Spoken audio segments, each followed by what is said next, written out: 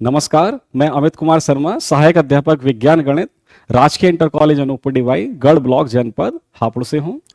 मेरा नवाचार केमिस्ट्री विषय से है, जो कक्षा 9 से लेकर कक्षा 12 तक के बच्चों के लिए है।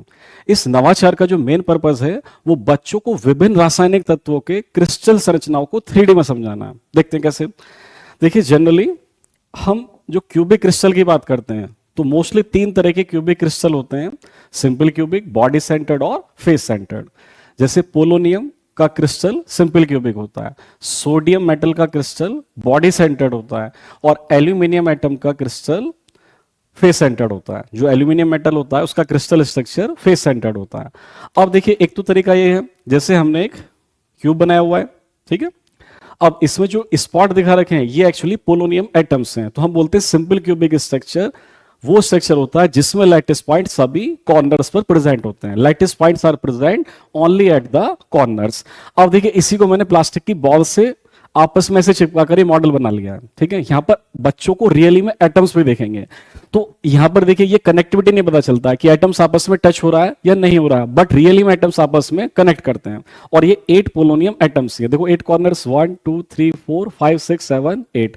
तो इससे बच्चा समझने में बहुत आसानी फील करता है कि अरे अच्छा, पोलोनियम क्रिस्टल ऐसा होता है। तो ये पोलोनियम क्रिस्टल का एक रियल मॉडल एक तरह से, कि पोलोनियम का जो सिंपल क्यूबिक क्रिस्टल होता है वो इस तरह का होता है। इसी से देखिए, इसके बाद सोडियम का क्रिस्टल बॉडी सेंटर्ड होता है। तो आप देखेंगे ना, इसमें कॉर्नर के अलावा लैटिस पॉइंट कॉर्नर पर भी प्रेजेंट होता है और बॉडी के सेंटर में भी होता है। बट ऐसा लगता है कि बॉडी सेंटर पार्टिकल बीच में हवा में लटका हुआ है, रियली में ऐसा नहीं होता है।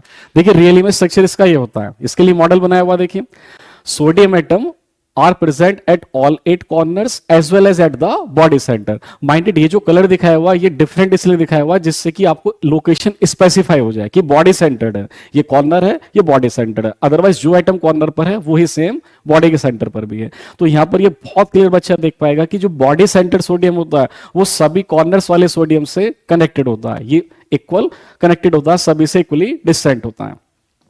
थर्ड स्ट्रक्चर एल्यूमिनियम का एफसीसी। देखिए, यहां पर लैटिस पॉइंट कॉर्नर और फेस सेंटर पर प्रेजेंट होते हैं। तो इसके लिए मॉडल देखिए ये वाला बना हुआ है, आप देख पाएंगे बहुत ही अच्छी तरह से दिखाया हुआ है। हमने कॉर्नर्स के कलर से वॉल दिखाया हुआ है और फेस सेंटर को ग्रीन कलर से दिखाया हुआ है। देखिए 8 कॉर्नर्स, 1 2 3 4 5 6 7 8। ये 8 कॉर्नर्स एक्चुअली एल्यूमिनियम एटम्स है और फेस सेंटर पर भी एक्चुअली एल्यूमिनियम एटम्स है। बस लोकेशन को स्पेसिफाई डिफरेंटली करने के लिए हमने डिफरेंट कलर से दिखाया हुआ है। आपके साइड से देखो, लेफ्ट फेस सेंटर दिख रहा होगा, right face centre, top face centre, bottom face centre मैंने होल्ड किया हुआ है, और फ्रंट फेस सेंटर। तो 6 फेस सेंटर होते हैं। तो यहां पर बच्चा बहुत इजीली देख पाएगा कि फेस सेंटर एक्चुअली होता है क्या।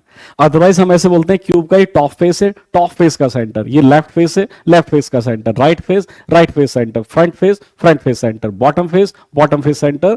तो इस तरह से बच्चे को बहुत अच्छी यहां पर अंडरस्टैंडिंग बन जाती है।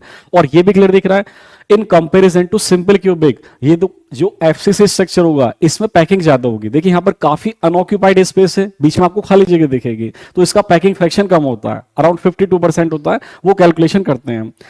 बीसीसी का क्रिस्टल कंपैरेटिवली टू एससीसी थोड़ा सा ज्यादा पैकिंग होता है, इसका पैकिंग फ्रैक्शन 68 अराउंड आता है, बिकॉज बॉडी के सेंटर पे पार्टिकल है, जितने ज्यादा पार्टिकल्स आएंगे उतनी पैकिंग ज्यादा होगी। और सबसे ज्यादा क्लोजली पैक्ड स्ट्रक्चर एफसीसी का होता है, क्योंकि यहां पर बहुत सारे एटम्स आपस में कनेक्टेड हो गया, यहां पर पैकिंग बहुत हाई हो गया, हाईली पैक्ड स्ट्रक्चर एफसीसी होता है, इसलिए इसको सीसीपी भी बोलते हैं। एक और क्रिस्टल की बात करते हैं हम जनरली, ये क्रिस्टल है एचसीपी।